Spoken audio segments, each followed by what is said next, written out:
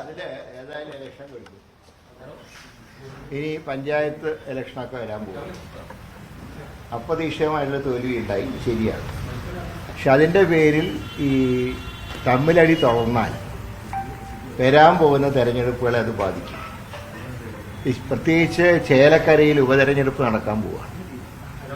അങ്ങനെയൊക്കെയുള്ള സാഹചര്യത്തിൽ കഴിഞ്ഞ ഇലക്ഷൻ്റെ ആ ദുഃഖങ്ങൾ മറന്നുകൊണ്ട് എല്ലാ പ്രവർത്തകരും ഒരുമിച്ച് നിൽക്കുക എന്നാണ് അവരോട് പറയുന്നത്.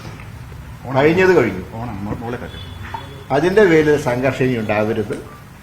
കാരണം അങ്ങനെ സംഘർഷം ഉണ്ടായാൽ നിങ്ങളെ ചാനലിൽ തന്നെ പറഞ്ഞ പോലെ കോൺഗ്രസിൻ്റെ മുഖം കൂടുതൽ വികൃതമാവുന്ന സാഹചര്യം ഉണ്ടാവും. അത് ഒഴിവാക്കണം.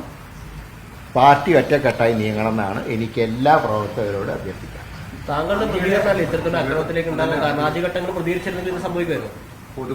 പ്രതികരിക്കേണ്ട സമയത്തെ പ്രതികരിക്കാൻ പാടുള്ളൂ. എപ്പോഴും പ്രതികരിക്കേണ്ട കാര്യമില്ല. സ്വാഭാവികമായിട്ട് അപ്രതീക്ഷിതമായിട്ട് തോൽവി ഉണ്ടാകുമ്പോൾ പ്രവർത്തകരിൽ പല വികാരങ്ങളുണ്ടാകും. ഇതിനാ രീതിയിൽ മാത്രം കണ്ടാൽ മതി. പക്ഷെ ഇങ്ങനെ ഒരു അടി നടക്കുന്നത് ഒട്ടും ആശ്വാസമായ ഒരു കാര്യമല്ലല്ലോ. അടിയും നല്ലതല്ല, പോസ്റ്റർ ഇതൊന്നും നല്ലതല്ല. പൊതുപ്രവർത്തനത്തിൽ നിന്ന് ഒരു ഇടവേള എടുക്കുകയാണെന്ന് പറഞ്ഞാൽ ഇപ്പോൾ താങ്കളുടെ മനസ്സ് എങ്ങനെയാണ്? അത് തന്നെയാണ്, അതിനൊരു മാറ്റം ഉണ്ടാകും. ഇപ്പൊ കെ സുധാകരനൊക്കെ താങ്കളെ വന്ന് കണ്ടു, താങ്കൾ വീണ്ടും സജീവമായ രംഗത്തുണ്ടാവും എന്നുള്ളതാണ്. ഏത് പോസ്റ്റിലേക്കും താങ്കൾ യോഗ്യനാണ്. KPC അധ്യക്ഷനാകുമ്പോൾ KPC അധ്യക്ഷൻ, വയനാട് സീറ്റ് വേണമെങ്കിൽ വയനാട് സീറ്റ്. അപ്പൊ അത്രയും പാർട്ടി മുന്നോട്ട് ഓഫർ വെക്കുമ്പോൾ ഇനിയും സജീവമാവില്ല എന്ന് പറയുന്നത് അല്ല, അതിന്റെ ആവശ്യമില്ല. കോൺഗ്രസിന് ഒരുപാട് നേതാക്കന്മാർ.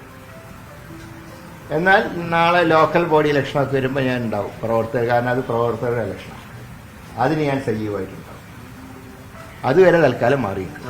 ഈ അടിപിടി ഉണ്ടായ സംഭവത്തിൽ സ്ഥാനാർത്ഥിയായോ അല്ലെങ്കിൽ നേതൃസ്ഥാനത്തേക്കോ വരുന്നില്ല തന്നെയാണ്. ഞാനൊരു കാര്യം ചോദിക്കട്ടെ. 20ൽ 18 സീറ്റ് കിട്ടുകയും 110ഓളം സീറ്റുകളിൽ കോൺഗ്രസ് UDF ഒന്നാം സ്ഥാനത്ത് എത്തുകയും ചെയ്ത സാഹചര്യത്തിൽ സുധാകരനെ മാറ്റാൻ പാടില്ല എന്നുള്ള അഭിപ്രായമാണ് എനിക്കുള്ളത്. കാരണം എന്ത് അടിസ്ഥാനത്തിൽ അദ്ദേഹത്തിനെ മാറ്റണം എന്ന് പറഞ്ഞു?